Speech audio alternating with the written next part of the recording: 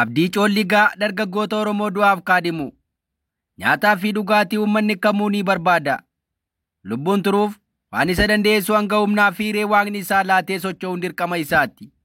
Of sooruu fi of oolchuun fedhii uumamaati.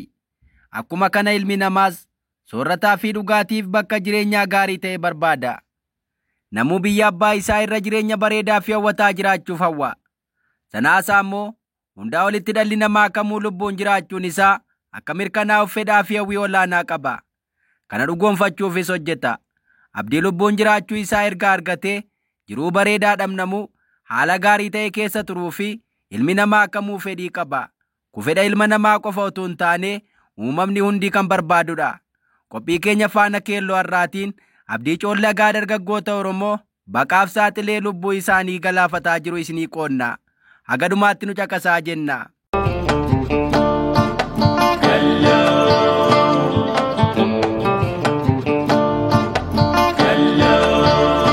Kalloo Media.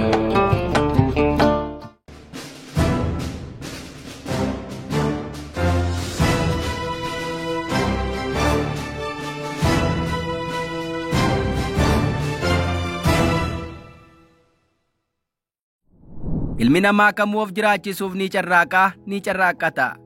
Biyya isaa jaallatu, biyyoo isaa leellisu gadhiisee deemuu ka barbaadus hin jiru. Inumaa Oromiyaa dachee magariituu biyya jannataa akkanaa keessaa baqachuuf fedhii ilma isheeti jechuun namatti ulfaata.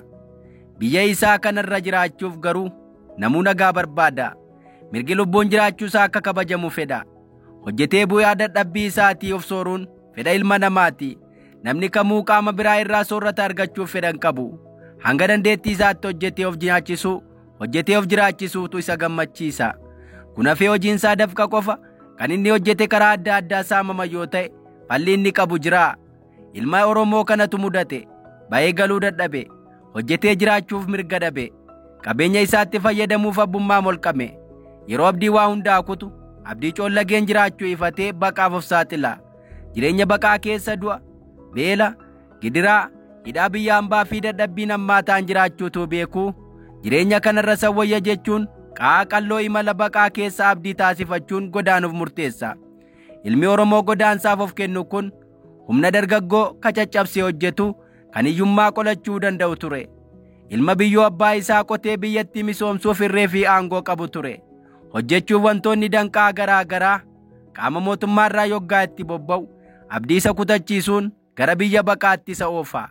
Biyya dhabuu qofa otoo hin taane diraamaa dararama isaatiin lubbuu dhabuudhaaf of saaxila.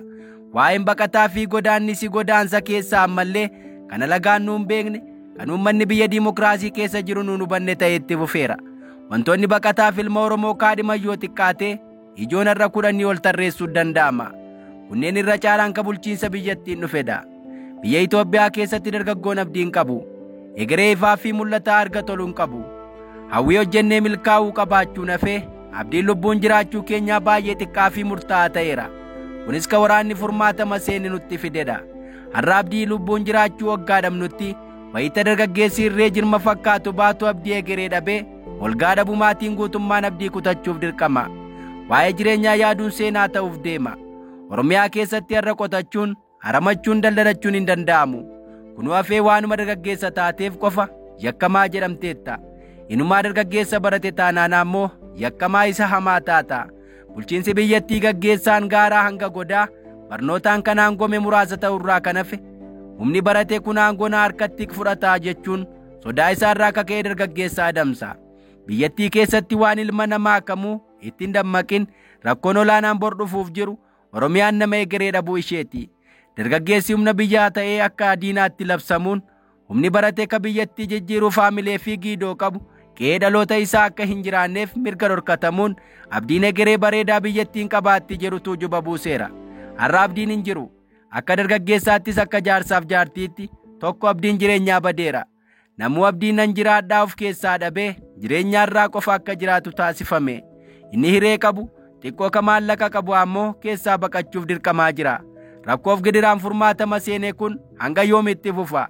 Furmaanni gidiraa kanaa yoomaa dhaabbatu? Qaamni furmaataaf dirmatu eenyu laata? Kun garuu ammallee itti fufeera. Waggoota bulchiinsa wayyaanee keessa mirgi sochii Mirgi hojii daangaa ta'us hanga tokko jiraataa tureera. Inumaayyuu qaama hojjetatu, ka qotatuu fi ka daldalatu namuu ittiin bu'u. Bara kana garuu bulchiinsi PP qiyaamaa argamee hin beekne, ka dhaga'amee hin beekne nutti fideera. Tooftaan saamichaa hanguma qaala'insi jireenyaa ol ba'aa bulu nuttis dabalaa dhufeera. Gibira, qaraxa, gatii kottee, nyaata milishaa fi uffata milishaa dabalatee buusaa gonofaa, hidha abbayyaa, baankii siinqee fi kanneen kana fakkaatan gosoota saamichaa biyyattii keessatti hojiirra oolaa jiranidha. Harka qalleessi suuqii xiqqoo tokko yoo arrabanu, barii isaa ammoo koreen gibiraa dura mana isaatti duudan. Gibirri suuqiitti dachaa 3 tilmaamamu duritti murtaa'e. Namichi daldala suuqii xiqqoon of fooyyessuu yaalu gibira waan kaffalu yoo dhabu dirqamee cufa. Shamarran yuunivarsiitii irraa eebbifamanii dorgomanis carraa hojii yoo dhaban waan qaban maatiin gurguree mana ciree haa ta'u mana bunaa xiqqoo banaafi. Borumtaa isaa ammoo warri gibiraa fi warri qaraxaa durirraa yaa'an. Dargaggeessi humna utuu hin qabu haamilee dhabee waan nyaadhus dhabee hin du'u jedhee harkatti baatee uffatas ta'u saamunaa daandii irratti akka gurguru yeroo murteessu mana keessattis gibiraan isa mataa kan xaxan bakkeettis akka hin daldallee ugguru. Baadiyyaa bakkeewwan sochiin waraanaa jirutti ammoo inumaa waa'een hojiiyyuu yaadamu. Qonnaan bulaan boqqolloos ta'ee bisingaa yoo facaase da'oo shanee qote jechuun caragama. Ilma guddifatee akka ilmi isaa qonnaan gargaarre dargaggeessa akka fakkaatu Oromiyaa keessaa adamsamee hidhamuuf ajjeefamuuf akka labsiitti dhoksaan hojiirra ooleera. Kanneen hidhaa fi ajjechaa irraa of kalan ammoo dirqamaan waraana akka deeman taasifamu. Waraanattis dhaqanii lubbuu akka dhaban taasifamu. Oomishi qonnaa gatii akka hin qabaanne taasisuun bara kana guutummaa midhaanii gatii isaa gadi ajjeesuun qonnaan bulaan akka rakkatu akka qommunu taasifameera. Barruu kana dhugummaa isaa mirkaneeffachuuf qe'ee dhalootaa keessan tokkoon iyyaafachuun ni danda'ama. Waggoota bulchiinsaa PP kana keessa qonnaan bulaan kanaan dura adda duree ture. Qonnaan bulaan sooressa ture. Har'a rakkatee hanga midhaan nyaataa of dadhabuutti adeemaa jira. Icciitiin rakkina qonnaan bulaa duuba jiru garuu rakkoo sirna bulchiinsaati. Qabeenyi olaanaan uummanni qabu lafa. Lafa kana immoo qotee gibira kaffaluun dirqama. Ta'us gibirri galii qonnaan bulaa giddu galeeffachuu hin dandeenye.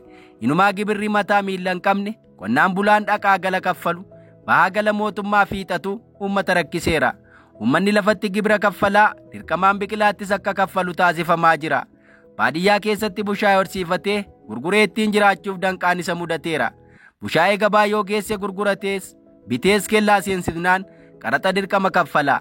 Sanuu qaraxi gaafatamu mataa qonnaan bulaa kanaannessu gatii humnaa olii akka ta'e himama. Kun hundi akka ilmi namaa hojiin ala ta'u gidiraan ammeenyaa akka wal furee wal guuree dargaggeessa amma haamilee kutachiisu taasiseera.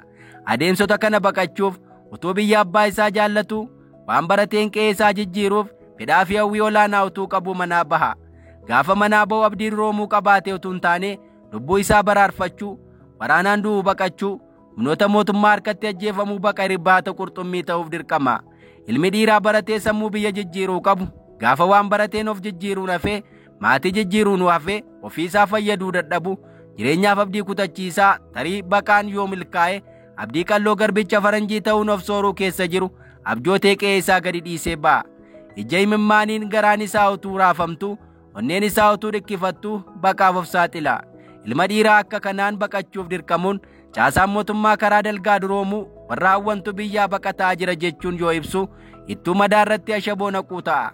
Madaa dargaggoota Oromoo tuttuquun akka hin feesifne barruun kun adara. Dargaggeessi Oromoo fala yoggaa dhabu hojjetachuun hafee lubbuun jiraachuun isaa baay'ee carraan isaa wayitaa dhiphatu baqaaf of saaxila.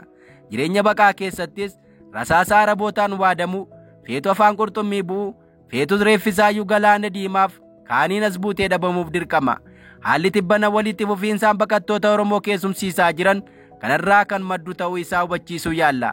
Rakkoo kana irraa aanuuf biyyattiin jalqaba irratti gara nagaatti dhufuu akka qabdu dhaamna.